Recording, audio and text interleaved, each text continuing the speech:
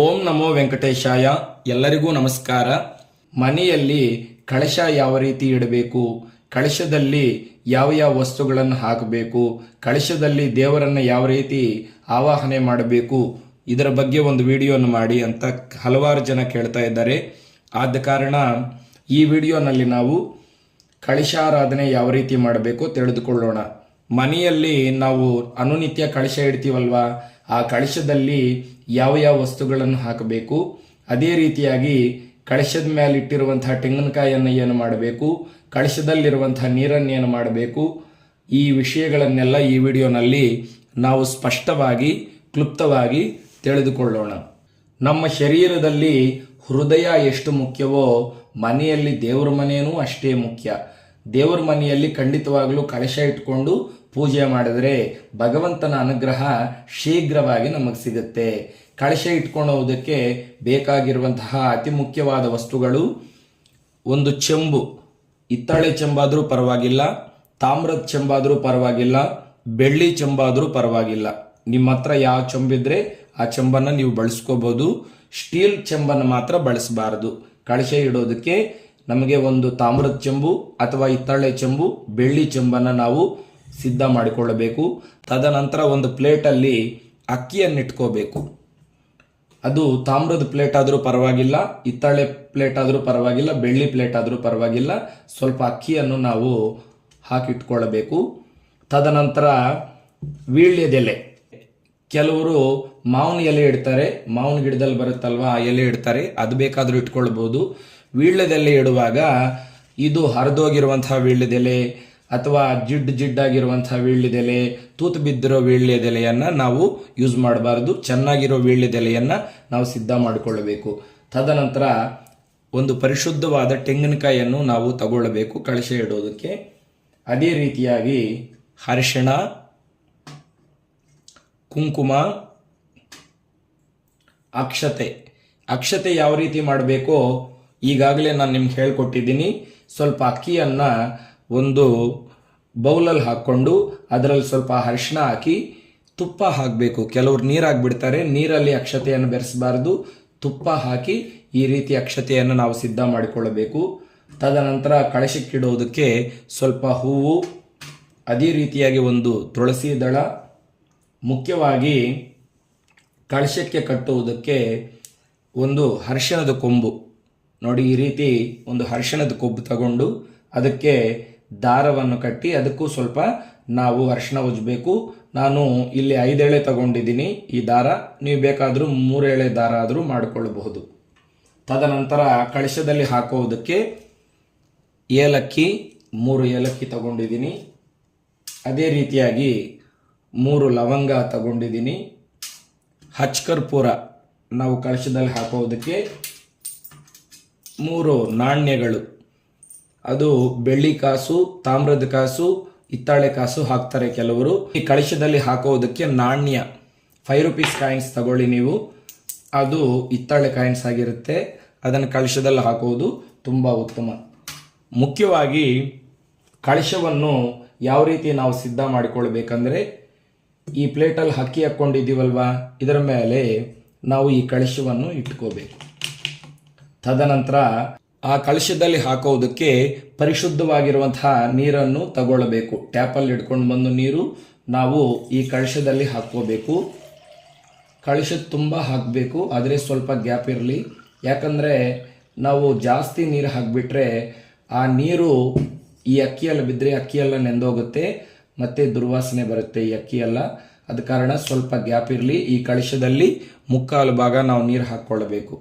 ತದನಂತರ ಆ ಕಲಶದಲ್ಲಿ ಸ್ವಲ್ಪ ಅರಿಶಿಣ, ತದನಂತರ ಸ್ವಲ್ಪ ಕುಂಕುಮ ಹಾಕ್ಕೊಳ್ಳಿ. ಒಂದು ಹೂವನ್ನು ಸಹ ಕಲಶದಲ್ಲಿ ಹಾಕಬೇಕು. ತದನಂತರ ಈ ತುಳಸಿ ದಳವನ್ನು ಸಹ ಕಲಶದಲ್ಲಿ ಹಾಕಿಕೊಳ್ಳಬೇಕು. 3 ಲವಂಗ ಹಾಕ್ತಾ ಇದ್ದೀನಿ. ಲಕ್ಷ್ಮೀ ದೇವಿಗೆ ಮಂಗಳ ದ್ರವ್ಯಗಳಂದರೆ ತುಂಬ ಇಷ್ಟ, ಆದ ಕಾರಣ 3 ಲವಂಗ, 3 ಯಾಲಕ್ಕಿಯನ್ನು ಈ ಕಳಶದಲ್ಲಿ ಹಾಕಿದ್ದೀನಿ. ತದನಂತರ ಹಚ್ಕರ್ಪೂರ ಸ್ವಲ್ಪ ಪುಡಿ ಮಾಡಿ ಕಳಶದಲ್ಲಿ ಹಾಕಬೇಕು. ಈ ಹಚ್ಕರ್ಪೂರ ಬಳಸುವುದರಿಂದ ಆ ನೀರು ಯಾವುದೇ ಕಾರಣಕ್ಕೂ ಕೆಡುವುದಿಲ್ಲ, ದುರ್ವಾಸನೆ ಬರುವುದಿಲ್ಲ, ಪರಿಮಳ ದ್ರವ್ಯ ಭರಿತವಾಗಿರುತ್ತೆ ಆ ನೀರು. ಆದ ಕಾರಣ ಸ್ವಲ್ಪ ಹಚ್ಕರ್ಪೂರ ಹಾಕ್ಕೊಳ್ಳಿ. ತದನಂತರ ಈ ನಾಣ್ಯಗಳನ್ನು ಸಹ ಹಾಕಬೇಕು ನಾವು ಆ ನೀರಲ್ಲಿ ಹಾಕಿ. ತದನಂತರ ವೀಳ್ಯದೆಲೆಯನ್ನು ನಾವು ಇಟ್ಕೊಳ್ಬೇಕು. ನಿಮಗೆ ಮಾವಿನ ಎಲೆ ಸಿಕ್ಕಿದ್ರೆ ಮಾವಿನ ಎಲೆಯನ್ನಾದರೂ ನೀವು ಇಟ್ಕೋಬಹುದು. ವೀಳ್ಯದೆಲೆ ನಾನಿಲ್ಲಿ 5 ಸಂಖ್ಯೆಯಲ್ಲಿ ಇಡ್ತಾ ಇದ್ದೀನಿ. ಕೆಲವರು 3 ವೀಳ್ಯದೆಲೆ ಇಡ್ತಾರೆ, ಹಾಗಬೇಕಾದರೂ ಇಟ್ಕೊಳ್ಳಬಹುದು. ಈ ರೀತಿ ವೀಳ್ಯದೆಲೆಗಳನ್ನು ಕಳಶದ ಮೇಲೆ ನಾವು ಈ ರೀತಿ ಅಲಂಕಾರ ಮಾಡ್ಕೋಬೇಕು. ತದನಂತರ ತೆಂಗಿನಕಾಯಿ, ಈ ತೆಂಗಿನಕಾಯಿಗೆ ಅರಿಶಿಣ ಉಜ್ಕೊಳ್ಬೇಕು. ಈ ರೀತಿ ತೆಂಗಿನಕಾಯಿಗೆ ಅರಿಶಿಣ ಶ್ರೀಗಂಧ ಲೇಪನ ಮಾಡಬೇಕು, ಅಂದರೆ ಉಜ್ಕೊಳ್ಬೇಕು. ತದನಂತರ ಕುಂಕುಮದಲ್ಲಿ ತಿಲಕವನ್ನು ಇಟ್ಕೊಳ್ಬೇಕು. ನೋಡಿ, ಈ ರೀತಿ ನಾವು ತೆಂಗಿನಕಾಯಿಗೆ ತಿಲಕ ಇಟ್ಕೊಳ್ಬೇಕು. ಲಕ್ಷ್ಮೀ ಅಮ್ಮನವರಿಗೆ ಈ ರೀತಿ ತಿಲಕ ಇಟ್ಟರೆ ತುಂಬ ಇಷ್ಟ. ಈಗ ಈ ತೆಂಗಿನಕಾಯಿಯನ್ನು ನಾವು ಈ ಕಳಶದ ಮೇಲೆ ಇಟ್ಕೊಳ್ಳೋಣ. ತದನಂತರ ಈ ಅರಿಶಿಣದ ಕೊಂಬು ಕಟ್ಟಿರುವಂತಹ ದಾರ ಇದೆಯಲ್ವಾ, ಇದಕ್ಕೆ ಸ್ವಲ್ಪ ನಾವು ಶ್ರೀಗಂಧ ಕುಂಕುಮ ಇಟ್ಕೊಳ್ಬೇಕು. ತದನಂತರ ಈ ಕಳಶಕ್ಕೆ ನಾವು ಈ ಅರಿಶಿಣ ಕೊಂಬನ್ನು ಸಹ ಕಟ್ಟಿಕೊಳ್ಳಬೇಕು. ನೋಡಿ, ಈ ರೀತಿ ಕಳಶಕ್ಕೆ ನಾವು ಅರಿಶಿಣದ ಕೊಂಬನ್ನು ಕಟ್ಟಿದ ಅನಂತರ ಶ್ರೀಗಂಧ ತಗೊಂಡು ಕಳಶಕ್ಕೆ 3 ಕಡೆನೂ ನಾವು ಶ್ರೀಗಂಧ ಇಟ್ಕೊಳ್ಳಬೇಕು.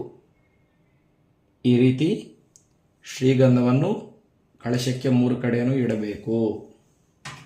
ತದನಂತರ ಸ್ವಲ್ಪ ಕುಂಕುಮ ತಗೊಂಡು ಆ ಕಲಶಕ್ಕೆ ಇಡಬೇಕು.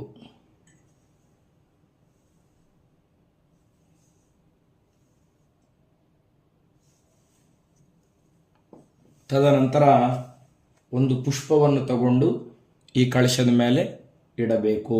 ಕಟ್ಟಿರೋ ಮಲ್ಲಿಗೆ ಕನಕಾಂಬರ ಇದ್ರೂ ನೀವು ಕಳಶಕ್ಕೆ ಹಾರ ಥರ ಹಾಕ್ಕೊಳ್ಬಹುದು. ಕೆಲವರು ಬ್ಲೌಸ್ ಪೀಸ್ ಇಡ್ತಾರೆ, ಬ್ಲೌಸ್ ಪೀಸ್ ಬೇಕಾದರೂ ಇಟ್ಕೊಳ್ಬಹುದು, ಮುಖವಾಡನೂ ಇಟ್ಕೊಳ್ಬಹುದು. ಈ ರೀತಿ ನಾವು ಕಳಶವನ್ನು ಸಿದ್ಧ ಮಾಡಿಕೊಂಡ ನಂತರ ಈ ಕಳಶಕ್ಕೆ 2 ಕಡೆನೂ ನಾವು ದೀಪಗಳನ್ನು ಇಟ್ಟುಕೊಳ್ಳಬೇಕು. ದೀಪದಲ್ಲಿ ಎಳ್ಳೆಣ್ಣೆ ಅಥವಾ ತುಪ್ಪ ಹಾಕ್ಕೊಂಡು 3 ಬತ್ತಿಗಳನ್ನು ಹಾಕ್ಕೊಂಡು ದೀಪಗಳನ್ನು ಬೆಳಗಿಸಿ ತದನಂತರ ಈ ಕಳಶಕ್ಕೆ ಪೂಜೆ ಮಾಡಿ, ಈ ಕಳಶದಲ್ಲಿ ನಾವು ಯಾವ ದೇವರನ್ನ ಆವಾಹನೆ ಮಾಡಿಕೊಳ್ಳಬೇಕು ಅಂದ್ಕೊಂಡಿದ್ದೀವೋ ಆ ದೇವರನ್ನು ನೆನೆಯುತ್ತಾ ನಾವು ಕಳಶವನ್ನು ಸ್ಪರ್ಶ ಮಾಡಬೇಕು. ನಾವು ಲಕ್ಷ್ಮೀನಾರಾಯಣರನ್ನು ಈ ಕಳಶದಲ್ಲಿ ಆವಾಹನೆ ಮಾಡಬೇಕಾ ಅಥವಾ ಪಾರ್ವತಿ ಪರಮೇಶ್ವರನನ್ನು ಆವಾಹನೆ ಮಾಡಿಕೊಳ್ಳಬೇಕಾ, ಮೊದಲೇ ಮನಸ್ಸಲ್ಲಿ ಇಟ್ಕೊಂಡು ಈ ರೀತಿ ಕಳಶವನ್ನು ನಾವು ಮುಟ್ಟಿಕೊಂಡು ಶ್ಲೋಕವನ್ನು ಹೇಳಬೇಕು. ಓಂ ಶ್ರೀ ಮಹಾಗಣಾಧಿಪತಯೇ ನಮಃ. ಓಂ ಲಕ್ಷ್ಮೀಂ ಕ್ಷೀರಸಮುದ್ರರಾಜತನಯಾಂ ಶ್ರೀರಂಗಧಾಮೇಶ್ವರೀಂ ದಾಸೀಭೂತ ಸಮಸ್ತ ದೇವವನಿತಾಂ ಲೋಕೈಕದೀಪಾಂಕುರಾಂ ಶ್ರೀಮನ್ಮಂದಕಟಾಕ್ಷಲಬ್ಧವಿಭವ ಬ್ರಹ್ಮೇಂದ್ರ ಗಂಗಾಧರಾಂ ತ್ವಾಂ ತ್ರೈಲೋಕ್ಯ ಕುಟುಂಬಿನೀಂ ಸರಸಿಜಾಂ ವಂದೇ ಮುಕುಂದ ಪ್ರಿಯಾಂ.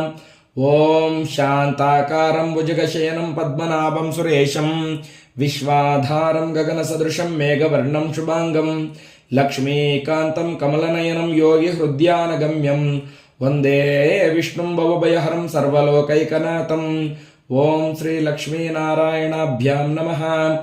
ಧ್ಯಾಯಾಮಿ, ಧ್ಯಾನಂ ಸಮರ್ಪಯಾಮಿ, ಆವಾಹಯಾಮಿ.